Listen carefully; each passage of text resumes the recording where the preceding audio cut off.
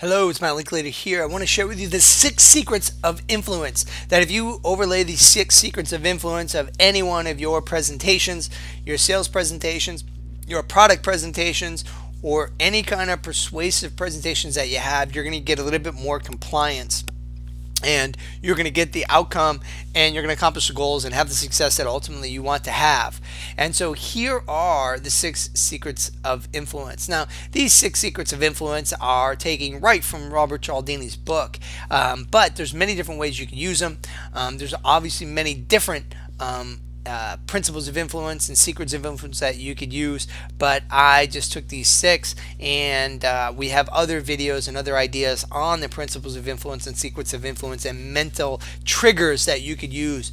But let me go through the 6 here just pretty swiftly for you and give you a couple ideas. So number 1 is authority. How do you use authority? Well, you see authority used all the time in titles. I use authority in the way I dress, man. I've been in a high commissioned, high income sales job since I was about 23, calling on people that were 10, 15, 20 years older than me. So I always dressed impeccably and always wore French cuffs and things like that to try to build my authority and try to kind of build my presence. So one, I think that you have to you garner respect by your presence and your charisma. And I think that helps you build your authority.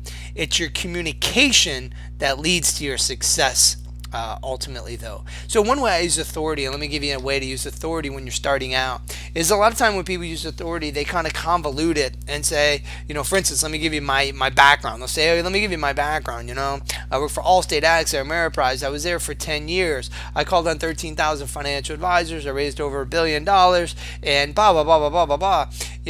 And then you average that out. So one way just to sneak in your authority, just say, hey, the reason I'm here and what's most significant about what I do and what I can do for you is that when I was in the financial arena, I raised over $1 billion of tax efficient assets. So that's what I use when I'm selling my tax planning services. I can cut business owners' taxes by 50% in my financial company. And so that's one way as authority, is by just sliding in, what I've done that's most significant to them. So what you want to do is hit them with an authority piece that's most significant to them. The other thing I do is when I'm hitting them with this authority piece, I put up my slide. So I've written 6 books. I'm a master and trainer of neurolinguistic programming. I've been on Inc. magazine and on Fox, CBS, and NBC. And so I put all those symbols up there, all those archetypes, if you will, hitting the limbic brain while I tell them the couple snippets about me. Number 2 is consistency and commitment. So we all act in a consistent way of our behaviors and in a consistent way than we say publicly. So if we say something or do something publicly, we have to be committed to that. Now, this is pretty simple. This is pretty funny. Let me give you an example. I got taught this on a playground by a 2-year-old a few weeks ago. So a 2-year-old and another mom and my 2-year-old taught me consistency and commitment. So here's how it was. So MJ's on the playground. He's playing with 2 trains. MJ's playing with 2 trains. Another kid came up to him and wanted to take MJ's trains. Well, look, I know what sharing is, but if that kid comes over and takes MJ's trains, that's not sharing. That's called stealing. So I didn't really know how to handle that. And I'm not trying to be funny. I just didn't know. Does this kid just take MJ's trains? MJ's playing with the trains, right? I want MJ to share, but what is sharing versus stealing? So what I said to the little kid, not that he could even understand my rationality, but I had to say it so if his parents were there, that I didn't look like an idiot. So what I said to the little kid, I said, hey man, I know you want to play with these trains, but MJ's playing with these trains. If you were playing with the trains and MJ wanted to play with the trains, I wouldn't let him take your trains. So, unfortunately right now you're going to have to go look for something else. All right, boom. Fast forward a couple minutes later, MJ goes off, is not playing with the trains anymore. MJ's playing with something else. Some other kid is playing with the trains. So now MJ's over there trying to get the 2 trains from the kid. And then that kid's mom's like here telling his kid, hey, you need to give MJ a train. And I'm like, well, wait a minute. That kid really doesn't have to give MJ a train because of what I just said 5 minutes ago. I couldn't look like a goof. So I was committed to the consistency that I had started. So I said to that little kid, I said, look, MJ, he's playing with the toys. They're his trains right now. And so you're going to have to find something else to play with. So what I was committed to what I said publicly. So if you can get your audience, get your clients to be committed and be consistent with their behaviors. You see this a lot of times as people start with that yes set. That yes set is almost that consistency and commitment. How many of you would like to make more sales? Raise their hands. Yes. How many would you like to do it with least effort as possible? They raise their hands, right? So you're getting them committed. Great. I have something that's going to do that for you. Go here and buy here. So they're trying to get you committed and consistent to that behavior.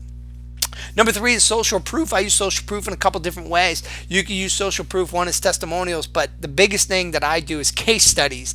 I try to use 2 or 3 different case studies. If I know who I'm dealing with, I use a case study that's most pertinent to their situation.